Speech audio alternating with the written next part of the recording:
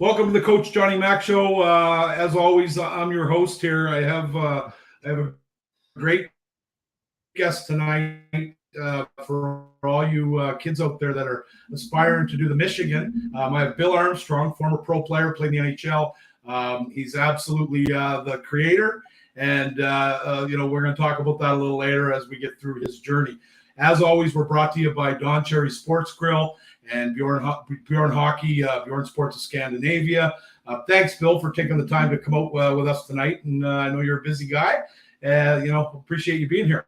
Absolutely. No, it's I've been looking forward to it. I know we've been trying to hook this up for a few days, and it's pretty cool to be on and again go through the journey and talk about the ins and outs of what I like to term the Armstrong, not really the Michigan, but yes. Yeah, exactly. Well, but you did in Michigan, didn't you? We'll talk about that later. That's another story. Yeah. How often do you get mistaken for the other Bill Armstrong? That's a question I have. Yeah, it's funny. It happened a lot, and I mean, we played together for a few years in Hershey. Yeah. And the radio announcer there, because we didn't do a lot of TV back in the olden days. Yeah. The radio announcer was having trouble deciding between how to announce if we passed the puck to each other, Armstrong to Armstrong. Yeah. So it didn't work out very well. So he started calling me Billy F because I was the forward, and he started calling him Billy D because he was the defenseman. So if you would hear a radio broadcast, it'd be like Billy D up to Billy F, and then all the local Hershey folks would decipher us that way.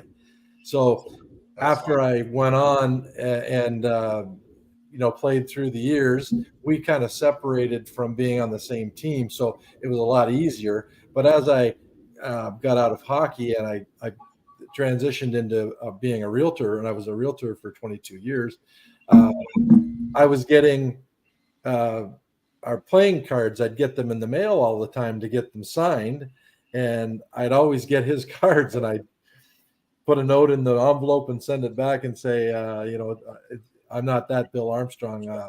And I would actually sign them one of the cards that I had and send it back to them that way. But it was something that happened more frequently than you'd think. Oh, absolutely. And we're going to get into this. And with every guest I bring on the show, we kind of talk about the 6 degrees of separation in hockey and how many guys cross other guys' paths. And so I played with that Bill Armstrong. I had a 3-game stint with the Marlies in the OHL in 87, 88. And Bill was a big, hulking 16-year-old defenseman rookie. Yes. And he was, you knew he was going to be something. He was awful big. And, I think he might have been a little meek for his size at that time, but he was only 16, right? He was just breaking in. Yeah. And, that's awesome. So London, Ontario, you grew up in London, absolutely wonderful hockey town. As we all know, the history of the Knights. Did you grow up a Knights fan, Bill? I did as a kid, yes. And I've got a couple little tidbits from that portion. I grew up, wanting to be a Knight, and they had some great London Knights when I was a kid. I mean, Dino Ciccarelli is a name that you can fire out there and people know for sure. And there's a bunch of players that played while I was a kid. So yes, a huge fan. I ended up going through and playing Junior B in London. And oddly enough, I tried out for the Knights, and they wanted me to stay and play. And Don Boyd was the coach at the time. And Donnie called my dad and I into the office and said, Bill, you've done a great job. You've made the team. And at that time I was either 17 or 18-year-old. I can't remember exactly, but my dad was very protective of my interests. So, as a kid, I'm like, great, where do I sign? My dad's like, no, not so quick. He's like, that was the year that Brendan Shanahan was the first rounder for the Knights. So there was a lot of bodies in front of me, as it were. And my dad wanted to make sure that I wasn't going to be as a 17 or 18-year-old kid on a fourth line and really not going anywhere. So all they could tell me was that they saw me as their third line guy. Yeah. And we had the lineup in front of us in the depth chart, and it looked to my dad like it was going to be more of a fourth line thing. So he said, leave it with us. We went home, made a bunch of phone calls, and it turned out I didn't end up staying with them and playing with them. I stayed back and played junior B and ended up getting what amounted to be several scholarship offers and going to school. So that was when I look back at it now, it seems like the greatest thing that happened to me. But without my father being there making a crucial decision at the right time, I could have been signed as a London Knight and really not played a lot, because they ended up playing they had Shanahan on that team. They had a really nice team, and I could have been somebody who maybe rode the pine or was in the press box, and the timing worked out good for me anyway. The short of it is I ended up going on a hockey scholarship. Was the best decision of my life, and to this day, as a 57-year-old guy now, if I could rewind the clock, guess where I'd rewind it to? Not pro hockey. I would rewind it to my first year at Western Michigan. That was unbelievable. Yeah, I've heard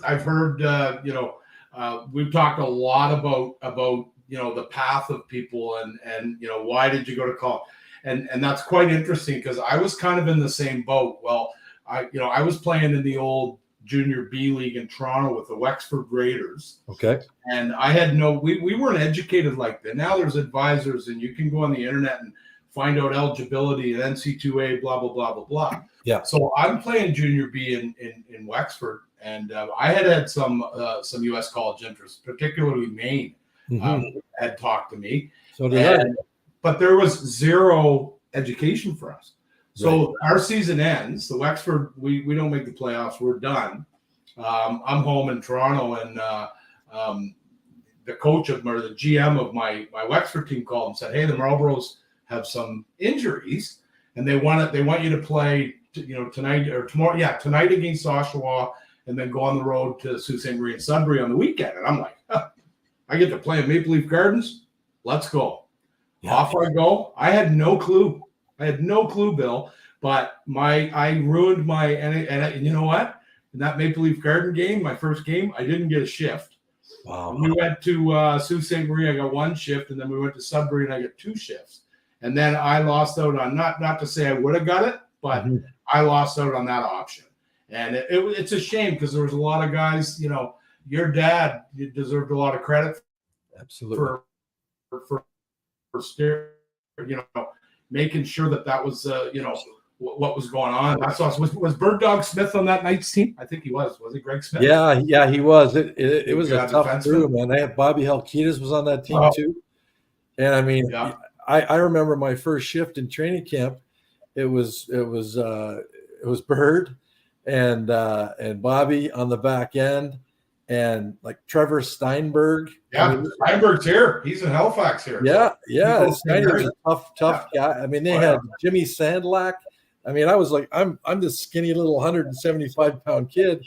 Yeah, I'm sure that I could skate and had skill and ability, but these guys were all like killers at the time. And for me, I played junior B the year before with a full cage on, and you just didn't get involved. So I was like, I had big eyes, big saucers like this. And they ended up having the next day they had a full line brawl 5-on-5, and I'm on the bench, like my stick's shaking, and I'm like, I can't. My dad's like, my kid can't play here. This isn't. My dad's an old time hockey guy, but he's like, this isn't hockey. There's no way. Yeah. So, Jim Sandlak told me a story about when he went into Vancouver. So he was like fourth overall, I think, to Vancouver in the NHL in '84, and he went into his first camp. And it's his first NHL game. He's preseason game, but you're in the NHL, and they're playing Edmonton, so Gretzky. right? And then back then they didn't play a lot of the kids. Training camp was a little different than it is now, right? You go now and it's basically an American Hockey League game with a couple of vets, right? Yeah. Back then, there was a lot of pride on the line, and they knew their team going in. They didn't carry 30 guys around, and so anyway, Dave Babich goes over to his stall and he says, "Hey, you know what? Enjoy yourself tonight. This is going to be a lot of fun." I remember my first crack, and he said to Sandy, he said, "But do me a favor." He said, "Please, he said if you come up against 99, he said, angle him, rub him out, do what you got to do. You're a big guy. Please don't run him." And Sandy, well, that's kind of my game, Dave. I'm a heavy guy. He said, "Why?" He said, "Why?" And he said, "Because then, like, Dave Semenko is going to cave your head in, and then we're going to all have to fight him, and it's just not worth it. Certainly in the preseason, like, just don't do it. Leave 99 alone." Yeah. So funny, eh? I got a little guest here. Come on in there, big man. This is our little junior reporter, Jack, and he comes on every show and asks a couple questions. Jack's getting ready. He's got a big tournament with Team Nova Scotia off to Boston tomorrow. Hey, buddy. Mm-hmm. Yeah. Awesome, Jack. How are you, Jack? You say hi to Bill? Hi. So what kind of questions do you have today for Bill? So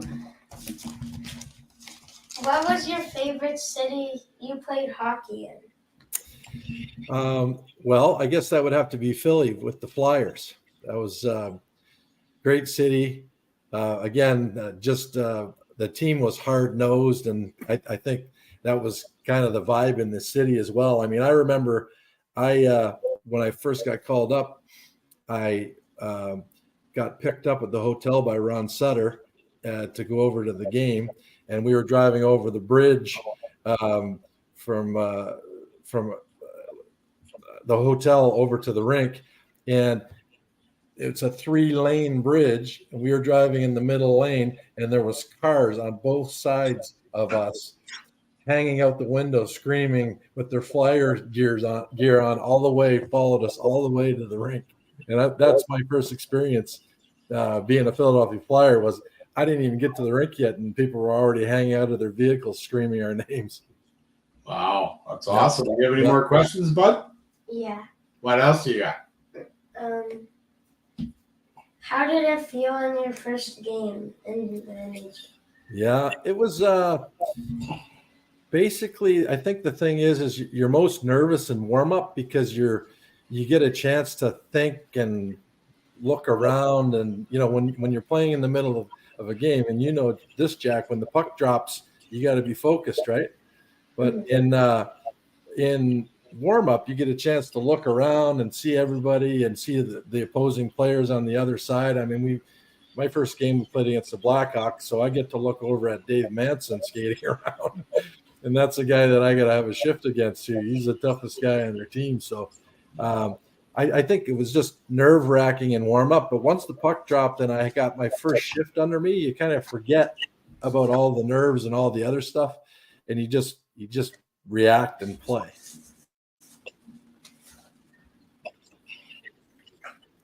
Yeah, cool. What else you got? What is your favorite meal on a game day? My favorite meal on game day was always chicken parm. I love chicken, and I love spaghetti or any kind of pasta.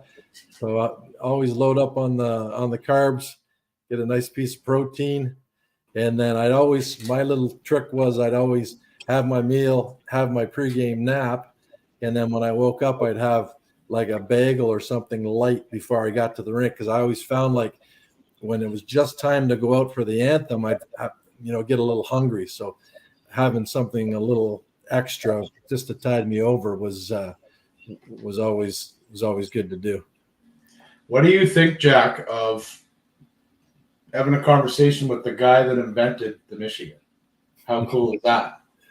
Jack hasn't been able to do it yet, but he's working on picking up the puck and scooping it up and stuff. But I had you, Jack. If I had you out on the ice for 5 minutes, I could get you to have that puck up there. I'll tell you. Whoa, that's pretty cool, eh? Yeah. All right. Well, what do you say? Good night. Thank you. Yeah, and we'll Hey, listen. Well, good luck in your upcoming tournament, buddy. Thanks. Okay. We'll talk to you. Yeah. Okay. Good Yeah, stuff. we try. We bring Jack on. He talks to the guys, and it's a lot of fun for sure. That's awesome. So London Diamonds, is that what the Nationals used to be called, or was there two teams? Yeah. They were owned by the guy who owned a jewelry store in London, and his name was Chester Pegg, and his store was clearly a diamond store, but so they called us the Chester Pegg Diamonds. Oh wow. Crazy though, that old league. I mean, if you think about some of the iconic names in Ontario or Western Ontario, Stratford Culletons, it was the company, the Culletons, right? We always played against them. Always played against them in preseason because we played in two different leagues, so we wouldn't meet them until we did the whole crossover thing. But we would play them in exhibition games, and it was always unbelievable. They had a small little barn, and it was always packed, and they were like Flyer and Blackhawk fans for their home crowd. Like you'd get in there and you'd get booed before you even got to the ice. So it was lots of fun. Yeah. So you get the scholarship, you end up in Western Michigan, and just for our viewers, our younger viewers, college hockey at that time for a Canadian kid really wasn't usually the number one option, right? It was, but it was always, it was just a few years before you would have gone that, a bunch of college kids from the U.S. rocked the world, right? And Lake Placid. So that was the level you were going into. People underestimate how good that league was. It was just phenomenal. So how deep did you guys go with Western Michigan? Did you have a competitive program there? How did Western Michigan do? Yeah, we did. We had a very competitive team. We always, they have that tournament at Joe Louis every year. It's called the GLI, Great Lakes Invitational. So we would always play against all the Michigan teams, and we'd always do really well in that tournament. We never really went too far outside of league and then a little bit of extra stuff. We never got to any Final Fours or did anything like that, but we had a really, really good team. One of the reasons why we had an excellent goaltender, and they always recruited a really good group of guys. And we had actually, when I went in there, we were rated in Hockey News as one of the top 10 recruited classes in the country my freshman year. So it was the best move for me. It was close for my family to come watch me play. It was a 4-hour drive.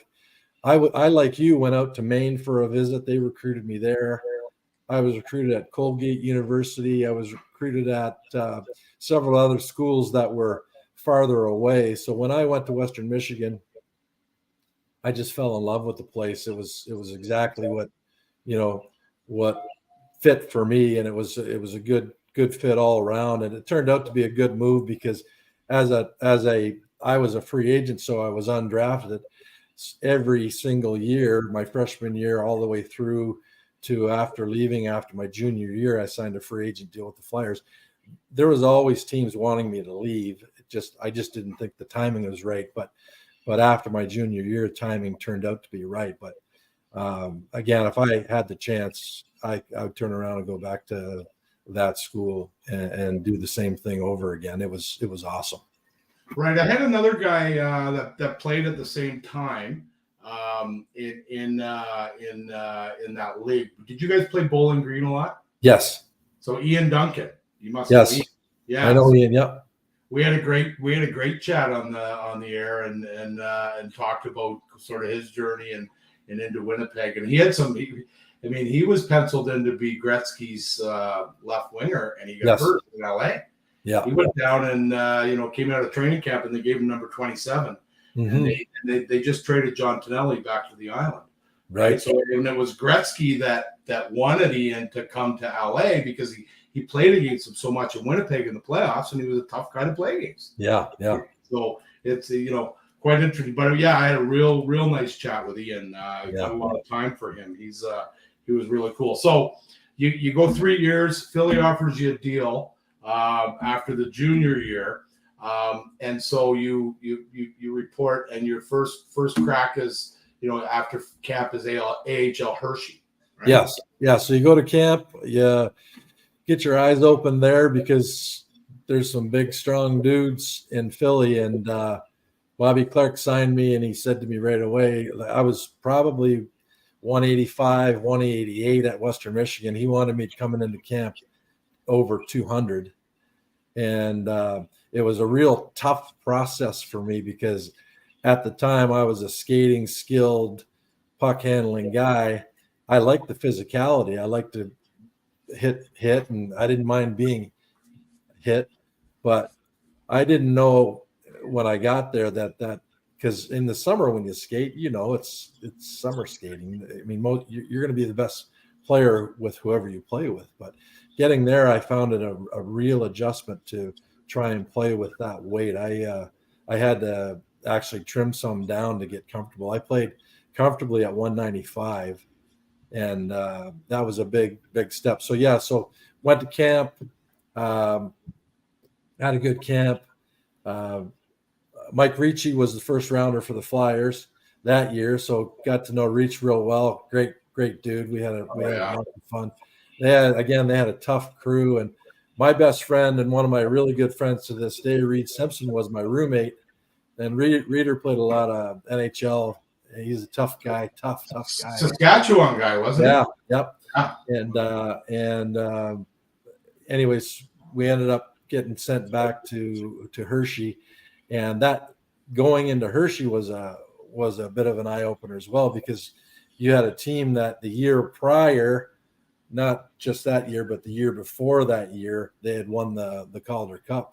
So they had a lot of older veteran guys, and Philly was sending 4 or 5 rookies down to Hershey at that time, and we weren't being received very well. Yeah.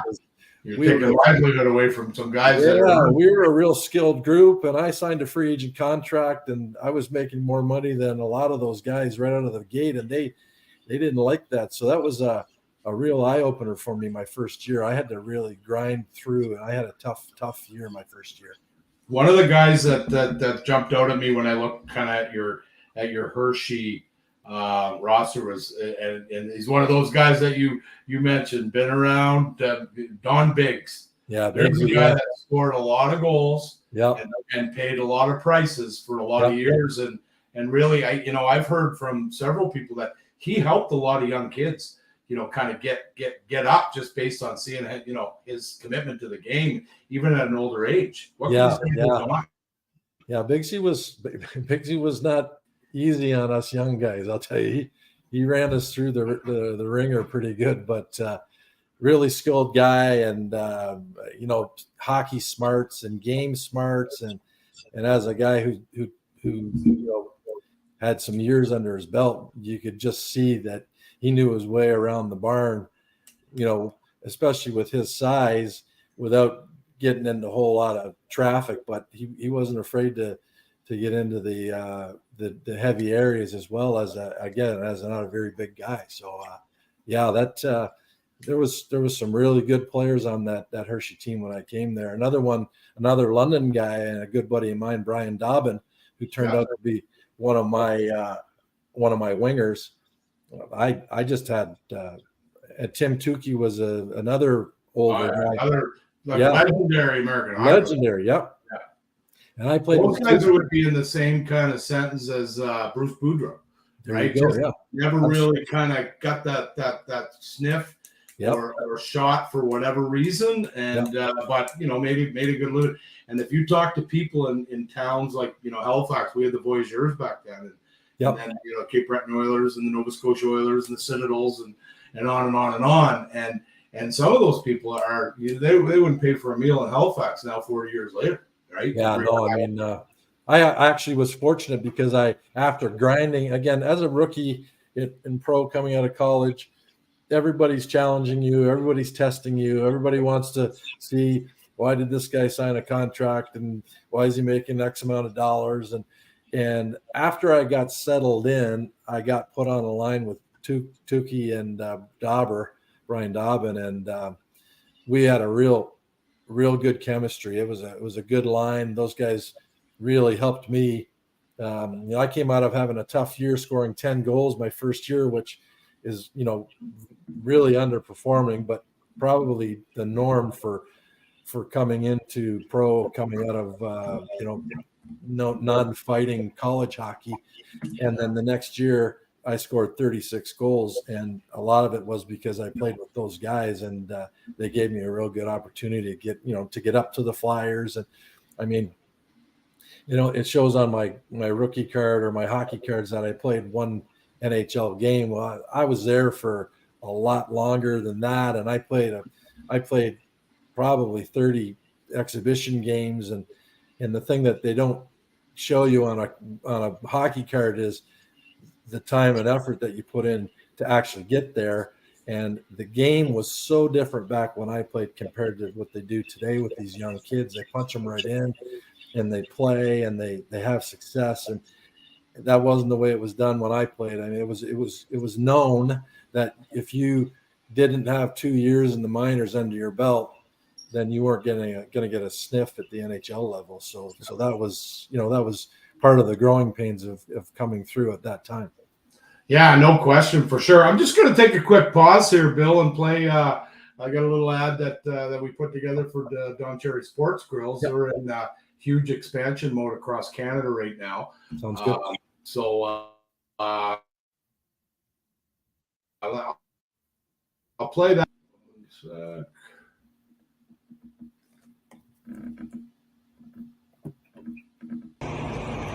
Real big shout out to our sponsor, Don Cherry's Sports Grill. Don Cherry's is obviously a synonymous brand with excellence in hockey and great food. Visit one of the Don Cherry's that's out there and do yourself a favor. They're also in big time expansion mode right now, looking for new licensees across the country, looking for existing facilities, existing restaurants that are looking for a new fresh look. Hit them up at doncherrysportsgrill.com and check it out. Thanks again for all your support. Yeah, so Don Cherry's still legendary in this country. So they're looking for, they're actually branding food trucks.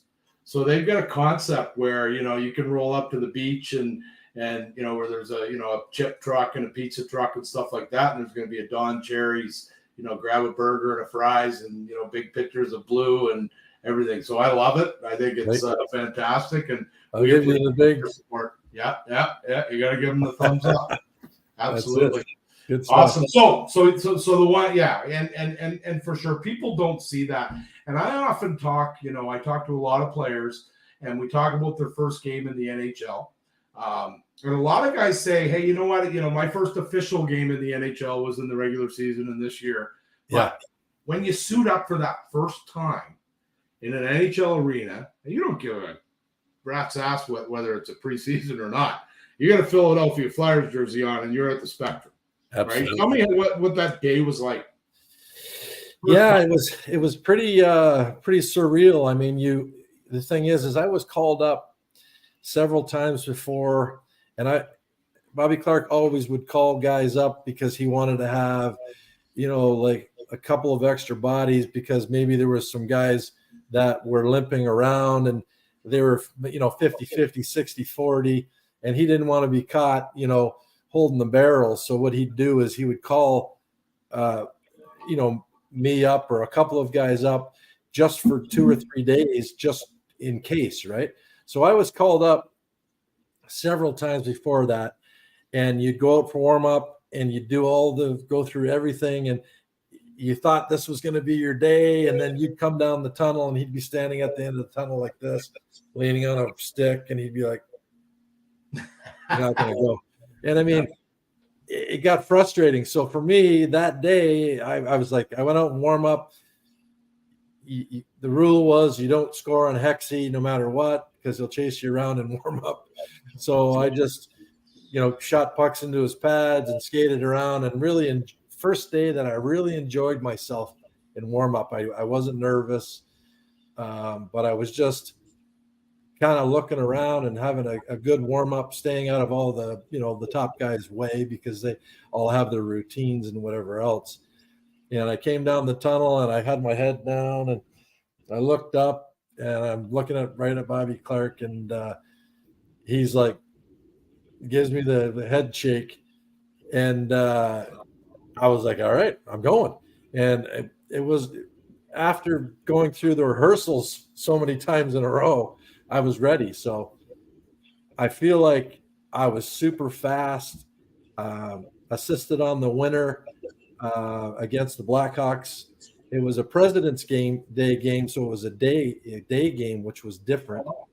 So for me, it was a cool experience. But the unfortunate thing was, I thought I was one of the better players on the ice, and the unfortunate thing is the guy who I was in for was only limping, and as soon as he saw me come up, and basically one of the top couple 3-4 guys on the ice, I wasn't there for long. I think I was there maybe the next day for practice, and then I got called. The trainer will come into the room and, hey, Billy, Bobby wants to see you. And you go upstairs and he says, and then he'll give you a summation of how you did while you were there. And he'll say, the cars out front, they're going to take you back to Hershey. And it was very short lived. Yeah. So it was great because I assisted on the winner. I did everything I was there to do. And, I was called up several other times after that, again short stints here and there, a week, 10 days, 3 days, 2 days. But the frustrating part was I feel like I could have stayed and played on that team, but the way that they had assembled the team, I just wasn't a fit at that time. And that's why after being in Philadelphia's system for 3 years, because I signed a 3-year deal, I moved on, just because it was like, I should be. I'm scoring 36 and 35 in the American League. I should be playing in the NHL at that. I thought, anyways. Yeah, and and that was a question I had looking at your numbers, kind of everywhere. I mean, what was it? 93, 94. You had 82 points and 188 penalty minutes.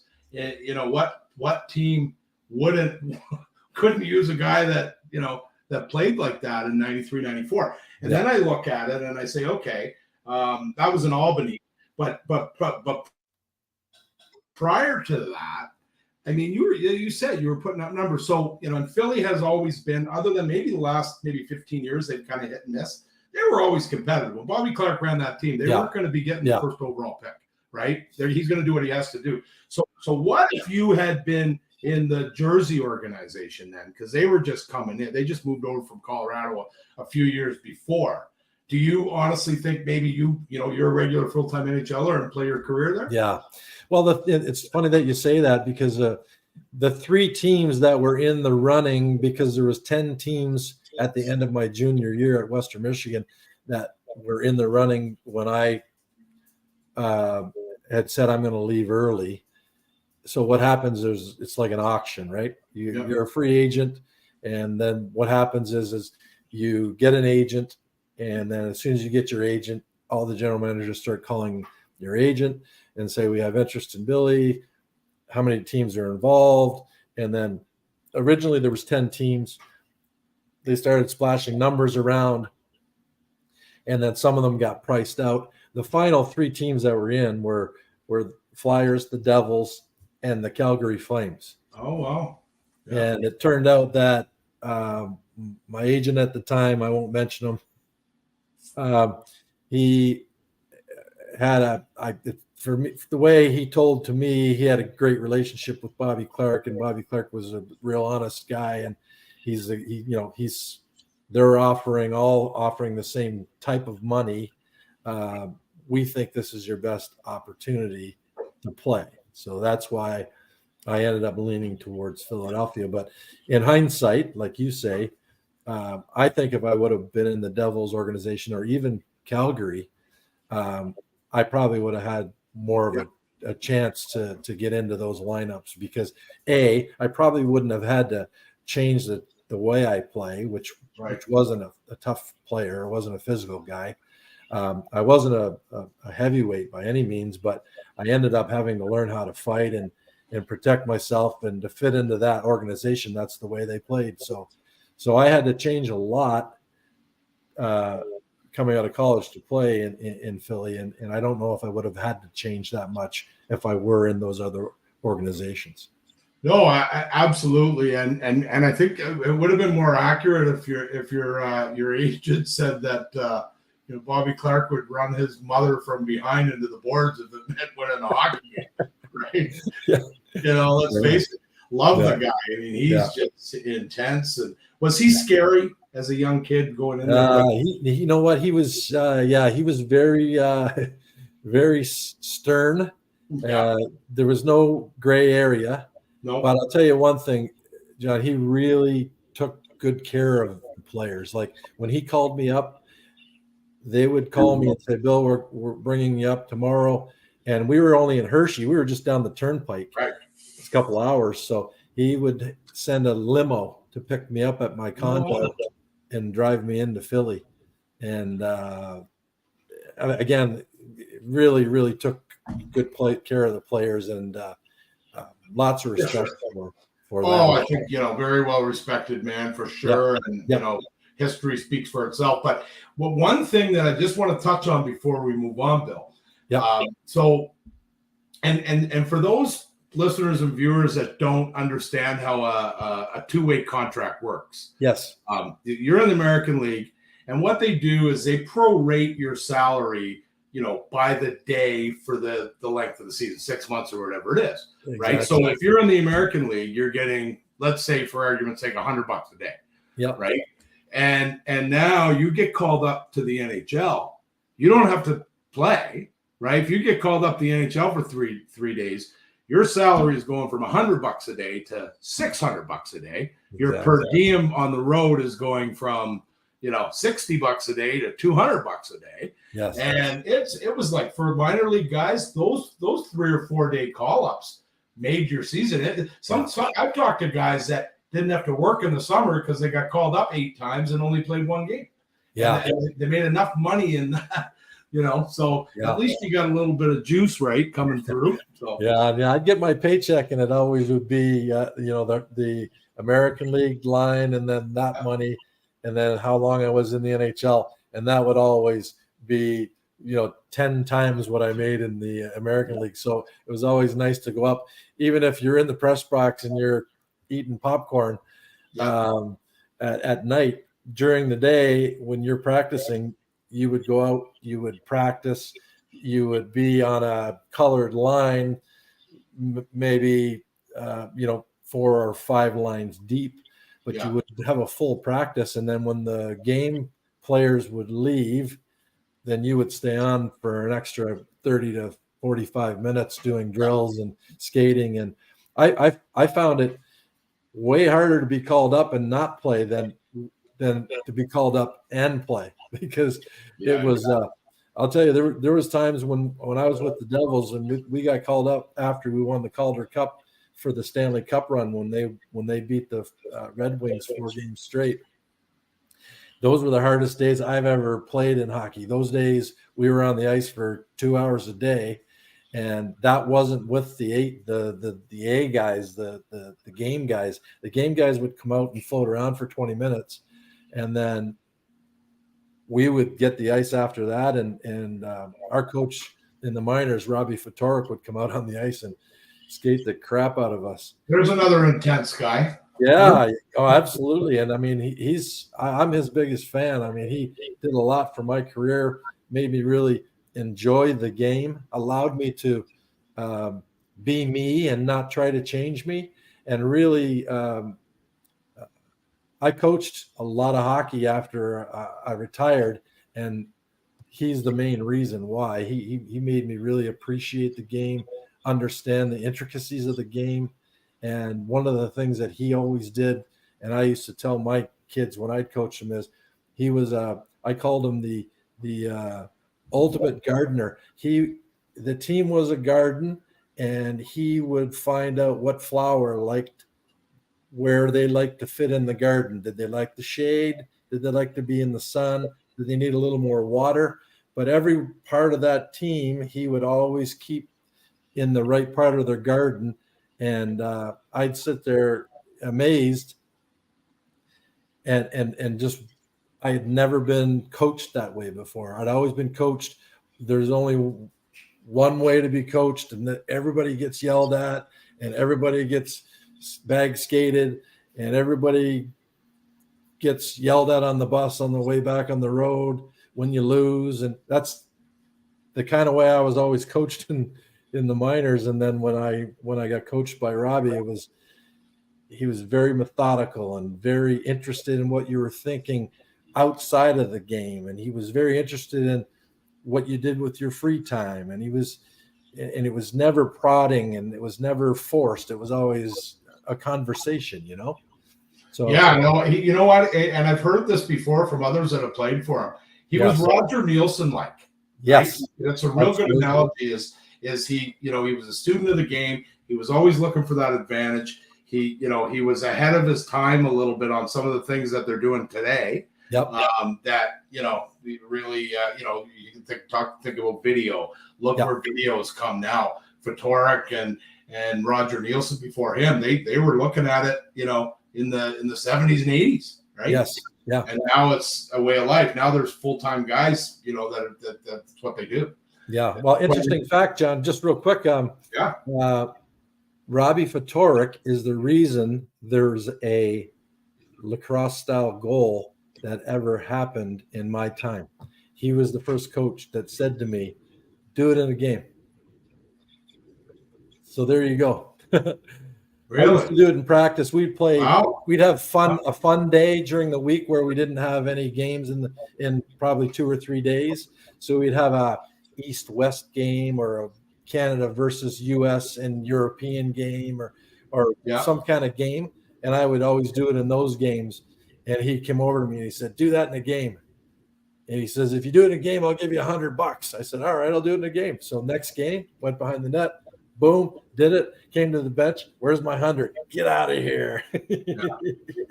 Well, you know what, and that's interesting because there's two mindsets on the Michigan, and you I'm sure you know them both. Yep. I'm kind of honestly the other way.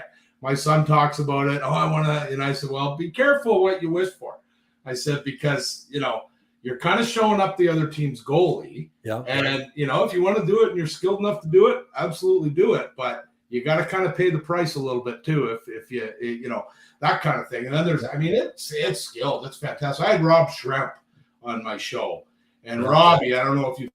I know Schrempy. Yeah, he's video of him and so skilled. Unbelievable. That kid was an absolute wizard. Yeah. Yeah, so I had Robbie here. I've known Rob since I coached against his age group when I first retired. So he plays in '86, and he played with David Boland on the Knights. And David was one of my guys. He's been on the show, and we always talk about Robbie's wizardry or whatever with the puck, right? Awesome. So Albany, I got a couple notes here on Albany. A couple guys that I wanted to mention. Yep. Scott Pellerin. So Scott was from New Brunswick. Yep.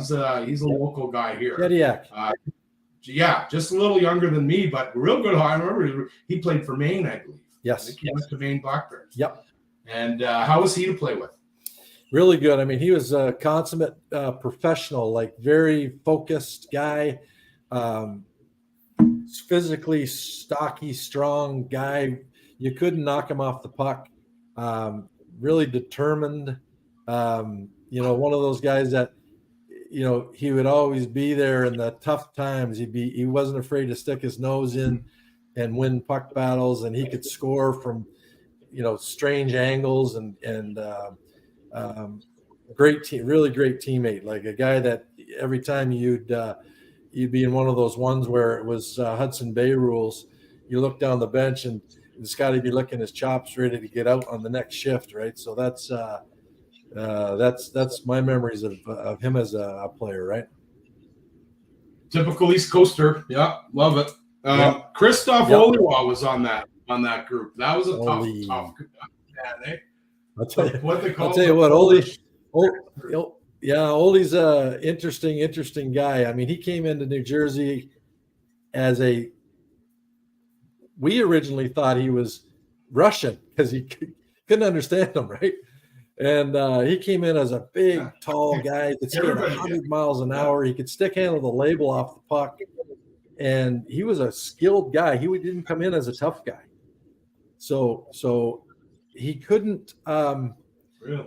break the lineup. Let's say as a factor guy, like he was a fringe guy, and the reason being was I think the communication gap was there, so it was hard for him to kind of get a hold of the systems and the way we wanted to play as a group. And I'll tell you this: one of the things about Robbie Fatorik is you never went into a game and were unprepared. Like you knew everything about the other team, you knew everything we were going to do, and that other team was going to play our game, and that's the way it was going to be. And if we played outside of those boundaries of what we wanted to do, he would keep throwing us out there, but we would lose. The fact is we would have the conversations after the game and the next day, and what you ended up figuring out was he wasn't going to embarrass you in a meeting in front of everybody else, and he wasn't going to show video of you doing something wrong, but he was going to hold you accountable to be better and be, that person grabbing onto the rope and pulling on the same rope. So one of the things with Oli was he started That's life. Another guy, Darren Kimball. Darren Kimball. I was traded for Darren Kimball, so I didn't play with Darren.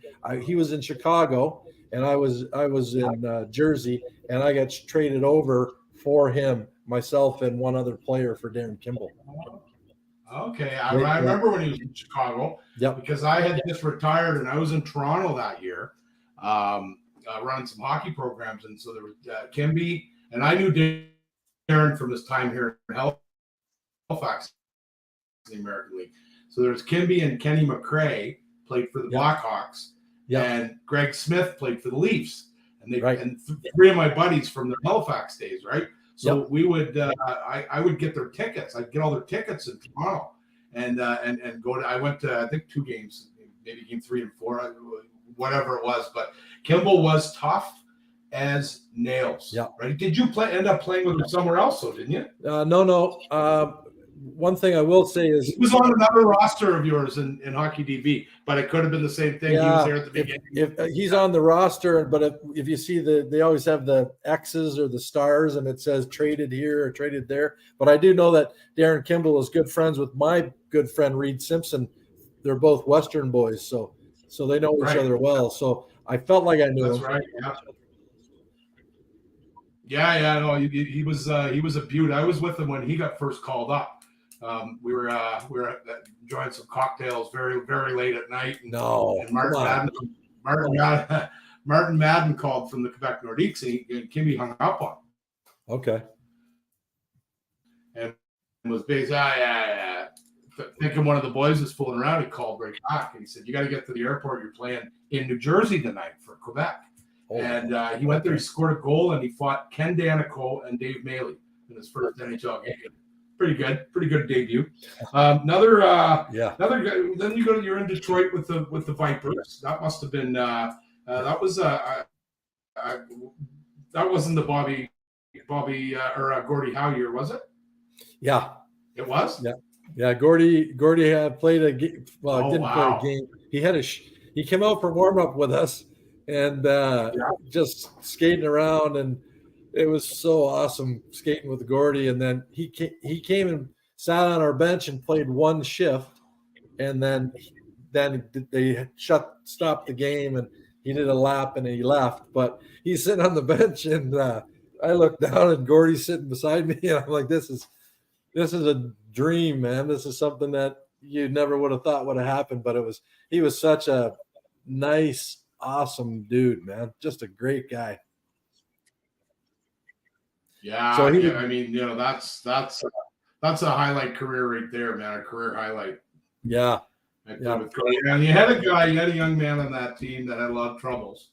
And I remember watching him in junior, Brian Fogarty, and God rest his soul, he's passed on. But man, that kid, he broke Bobby Orr's records in junior. And he could play, he could skate, he was offensive, he didn't mind the physicality.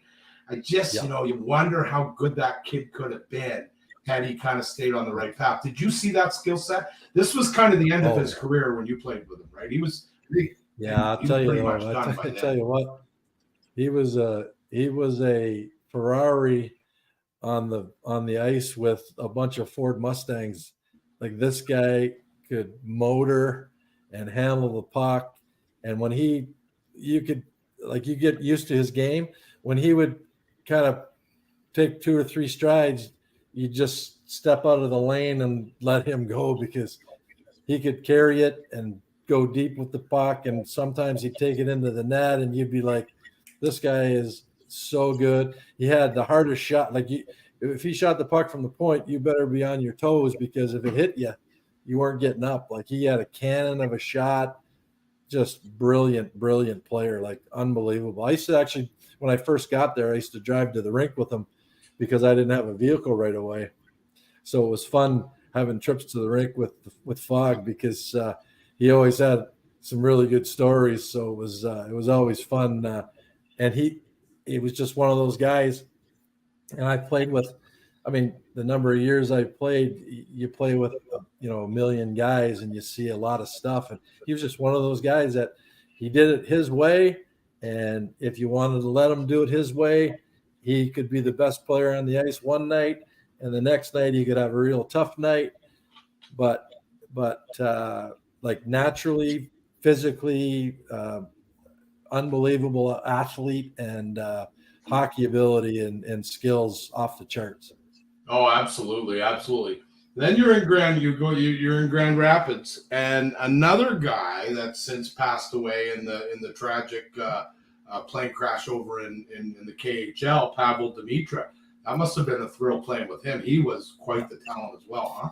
Yeah, it's funny because I played against him in the American League, and I really didn't notice him too much, but he was a young kid, right, coming up. And as you start to get established, you get to know who your top opponents are. So you'll always know the top 2 or 3 scorers, the top couple tough guys, the best defenders, and who their number one goalie is. But he was down the list because he was a young guy. But when I went to Grand Rapids, I was actually with the Vipers, and then Grand Rapids was an expansion team. So I got picked in the first round of the expansion draft, because that year with the Vipers, I scored 41 when you add all the goals up from when I got traded, and then add the Detroit goals. That was my most scoring, year that I got the most goals, and probably my best year as a professional hockey player. But when I got picked and went to Grand Rapids, I was like, this Demitra kid, his stick skills were just so advanced. Like, he could be in traffic in the blue ice and reach in and get a puck and pull it out and go either side, forehand or backhand, which at that time there wasn't a ton of people who had great backhands. Like, Gretz had a great backhand, but there wasn't a ton of guys. This kid could take the puck to his forehand or backhand, and it was always like tink tink off the post, off the crossbar, and in. And I was just like, this kid's got some amazing abilities. I don't see him being around in this league very long. Like, he was that good, and he was the kind of kid too. Like, he kind of reminds me of Patrick Kane. I took my son up to see a Hawk game a couple of years ago, and I never really saw Patrick Kane live. As a pro, I coached against him in the OHL. I coached in Guelph. He was a London Knight, and that was a nightmare. But as a pro, he would just float around, and the next thing you know, they would snap a puck full ice all the way across, and no matter where it was, he would knock it down, and he was dangerous. And that's what Pavel Demitra was like. Yeah, wow. Yeah, no, I've heard nothing but great things about him as a teammate. And a lot of times, back in that era especially, the Czech guy or the Russian guy, they kind of didn't fit in, and they did their own thing. And and whatnot. But everybody that you talked to about Pav, said he was just the best guy ever. I didn't know you coached in Guelph, so I was gone. I think when Kane went there. How many years were you in Guelph? I was there for 1 year. I was assistant coach with Dave Barr, who was the head coach and GM, and Jason Brooks, who, for my money, unbelievable assistant coach. Brooksy, Brooksy taught me a lot about coaching, and I came in knowing a lot of stuff, and he really helped me organize as a coach and be prepared. And just a shout out to Brooksy because I love him. He's a good dude. But they wanted me to. Dave wanted to sign me to an extension there, 3 more years as an assistant. But I was in London as a realtor, and I was driving into Guelph, and then Dave Barr would say to me, we don't need you here every day. We just want you here on the build-up days to games. Yeah. If we're gonna have a work day, then there's no real reason for you to drive all the way to Guelph. So what I would do is I would come into town, and the nights where we had a practice and then a game the next day, I would stay. Or if the team would come our way to the west, I would just go straight to the game from there. So I loved it, but it was really taxing driving and trying to sell real estate and trying to be an OHL coach at the same time. So I kind of wish I could have stayed on because I really love coaching and I wanted to do it. I still want to do it at the higher levels, but once I kind of stepped away, it was hard to get back in. Yeah, absolutely. So our producer, Nolan Nickel, lives in Guelph. Okay. And I lived in Guelph for 10 years. So Nolan, I've known his family, since before he was born. And so there's a lot of connect. That's a Nickel jersey behind me there, the black and red one. I see it. Yeah. Golf Griffins. Yeah. Nice. So, and his dad, Greg, I played with, and again, 6 degrees of separation, right? I never knew that you were in Guelph. And Dave Barr, he was a great Detroit Red Wing, and he did quite well. He's still involved. He's somewhere now. I read the other day. I mean, he's been an NHL assistant for a lot of years, and he might have be in Colorado in the minors or something like that now. Yeah, I'm not really sure, but I played with Dave in the IHL in Orlando, so that was our connection. And my nephew, Brandon Buck, was playing for Guelph at the time, and I was driving to Guelph to watch Brandon Buck play. He was one of the leading scorers there with them the final year that he played there. But that's when Dave said to me, "Hey, you're coming to Guelph to watch your nephew. Why don't you coach with us?" And I'm like, "Wow, I never even thought of that." So that's how that all came about. Interesting. He's in Vienna now as a head coach. Okay. Well, that was this year. So he was in Vienna. I want to say he's signed somewhere back here. Yeah. He's been an NHL assistant a lot. I know he was with the Wild. He was with the Devils. He was with a bunch of different teams. So. Yeah, absolutely. And then you just mentioned Orlando. There's 3 guys on my list there, and then I want to get on to the Michigan. Okay. Kerry Clark, Sharky. Oh, Sharky. I love Sharky. Guy, huh?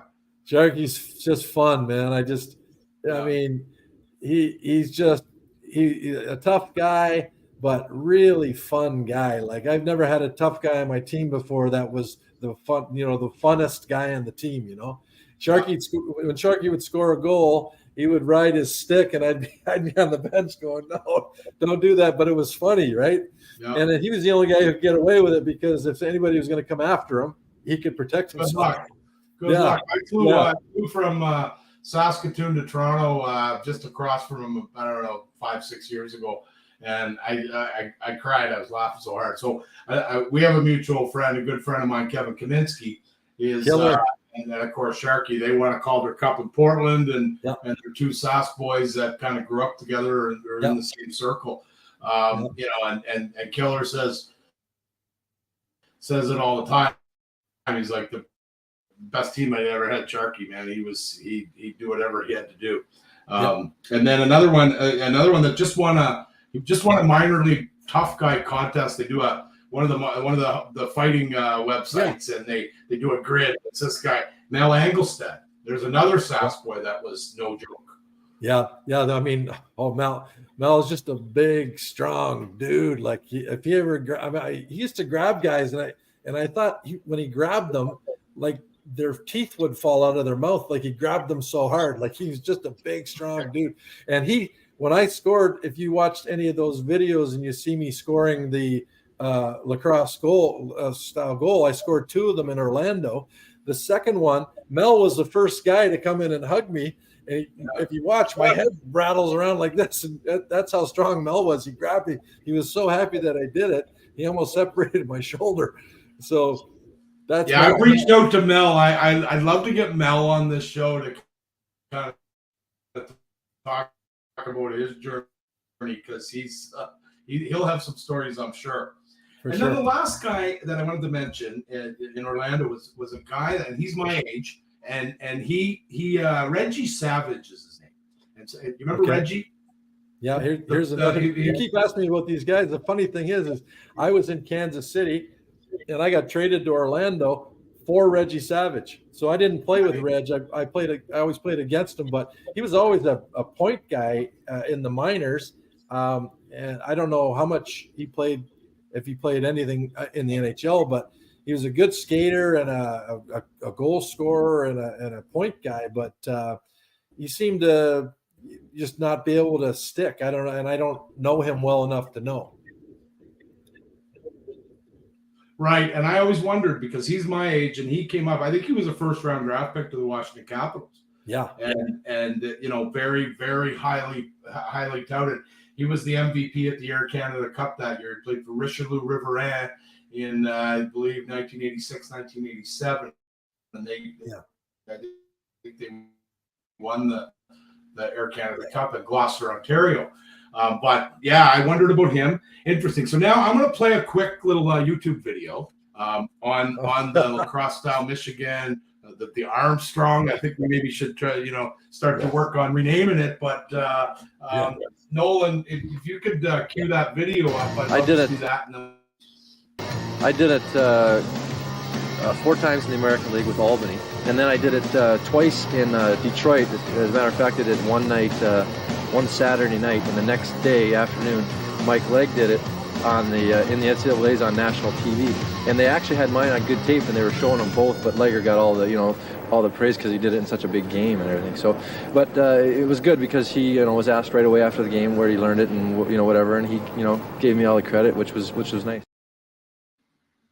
So that's pretty cool. I mean, the way that thing is, let's say the last probably, 8-10 years, it's taken on, and now it's really prominent because you got the skill that's coming into the league now with the Zegresses and the Svechnikov and Carolina. There's 4 or 5 guys on every team in the league that, if you even watch warm up, these guys are capable.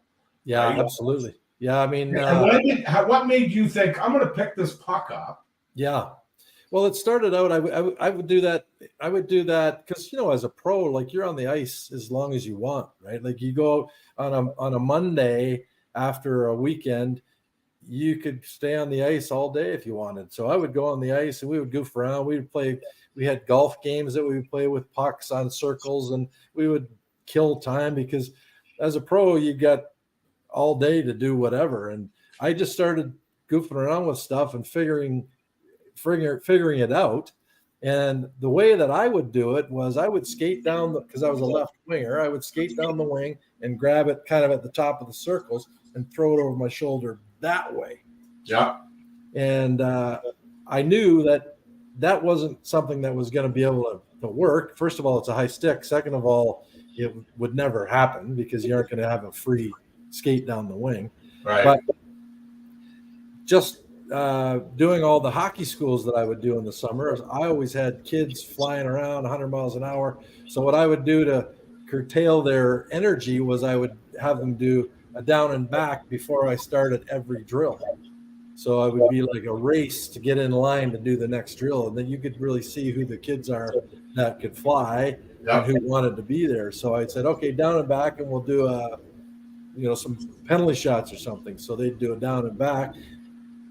I picked up the puck and I was standing by the net, and I just picked it up and I reached around and I put it in the net, and I went, wait a minute, that could actually be a play, because not only is it something that actually happens in a game with a wraparound, but my stick is below the crossbar in my shoulders, which isn't a high stick. Yep. So that's the first time that I did it. So then what I did after that was I was like, okay, I'm going to take this out for a trial run, and we'd have skates in the summer, and you'd always have a handful of guys who could play and a handful of guys who wanted to play and a handful of guys who couldn't play, but they'd all be on the ice together. So I did one, and nobody even saw it. The goalie was like, what was that? Because he was looking the other way. He didn't see it. And all the guys that were in front of me were all trying to get available to get an empty netter. So I just went, and nobody even saw me do it. So it was like, this is going to be really weird. So that's the biggest thing I would say is the very first time I did it, Robbie Fatork said to me, do it in a game. And I said to my line mate, Kurt Renier is another Western boy. I said to him, Regs, if you ever get the pucks on the half walls and you see me down below the line and I haven't got away from, behind the net and I'm on my back check, rim it back around and I'll knock it down and I'll be in good position. So sure enough, he fires it around, and this one stayed up on the ledge all the way around so I could put my glove on it, and I banged it down. Went like that, picked it up and scored, and the whole building went quiet. And Nobody knew what happened. Yeah, everybody on the other team went like this. And the ref didn't know what to do. The ref even looked at me and was like, he didn't know if he should call it a goal or not call it a goal. So that was the biggest thing, was the first couple times I did it, I was shocking people more than they were excited about it. So nobody really knew what happened. But the funny thing, just to wrap that real quick, is you were saying to your son about be careful if you do it, you might have to might have to stick up for yourself later.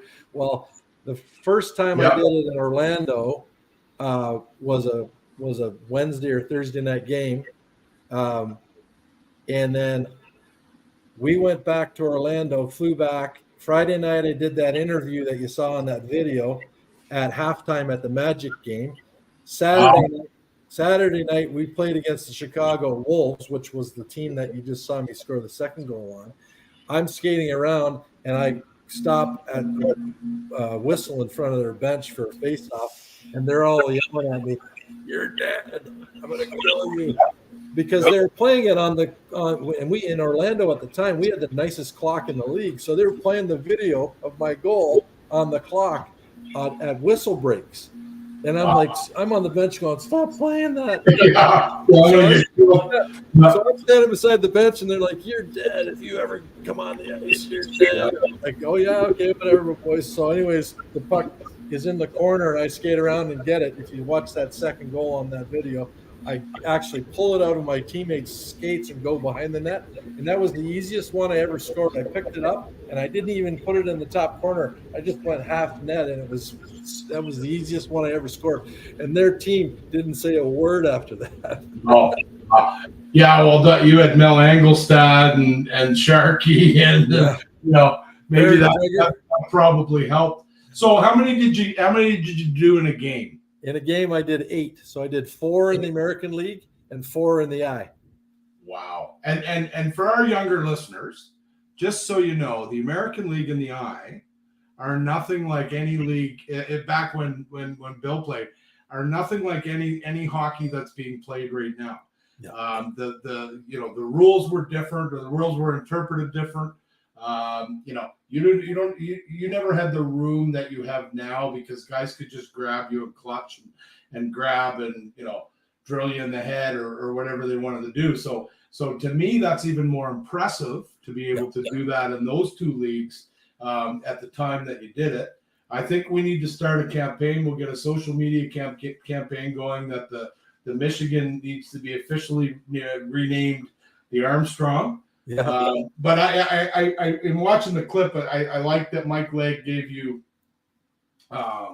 credit for it. Yeah. But at the end of the day, it's yours, and that's so cool, man. And I appreciate you coming on and telling us this stuff, and I know the kids that listen are gonna love to hear the origin of it. Yeah. Good on you.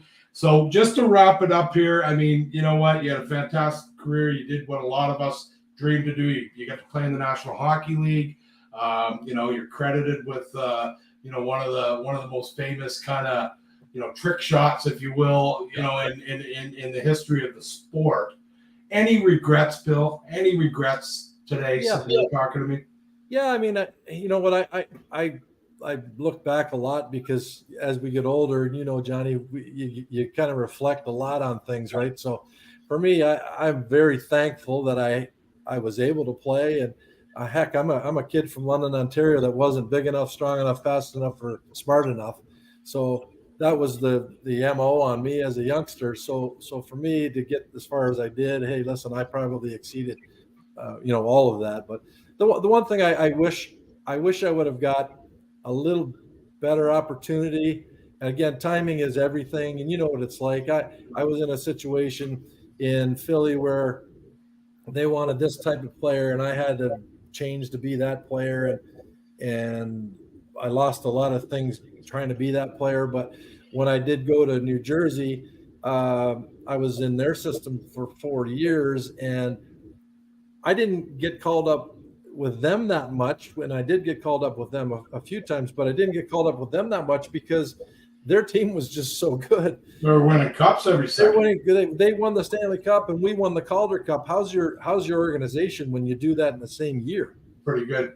Yeah, so that would be my only regret. I wish I really could have stayed and played in the league for a month and travel around with the team and kind of get my feet under me and get used to it because I do know that anywhere I did go in the American League because I got traded a little bit, what you do over a 9-10 year career, you get traded. But I just wish I would have been able to, get a allotted time rather than, a week, 3 days, 5 days, whatever. I just wish they would have said to me, we're going to call you up for a month, give you a solid shot. And then I know I would have played the remainder of my years there, but unfortunately, it is what it is. And in my career, in my eyes, is extremely successful. I've got a huge Calder Cup ring, and I got my name on a cup in the professional ranks. And like you say, I've got rights to the most famous or infamous, whatever way you want to look at it, goal there was scored.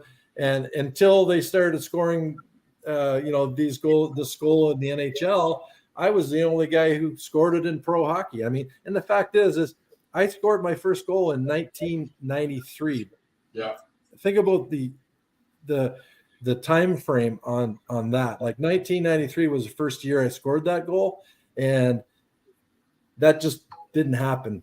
No. It didn't happen in those days. No. And anybody that you see who's done it after that, including Sidney Crosby and all these other guys, Austin Matthews wants to try it, all the other, none of that would have happened without Robbie Fatorik saying to me one day in a pickup game, you should do it in a game. Yeah, well, that's a great way to wrap. Just hang tight here when I end, and we'll talk off air and make sure everything downloads. We'll chat with Nolan. But thanks again, Bill. Appreciate it. As always, brought to you by Don Cherry Sports Grill and Bjorn Sports of Scandinavia. Real pleasure to have you on here, and we'll talk again soon. Thanks. Awesome. Again. Thanks, John.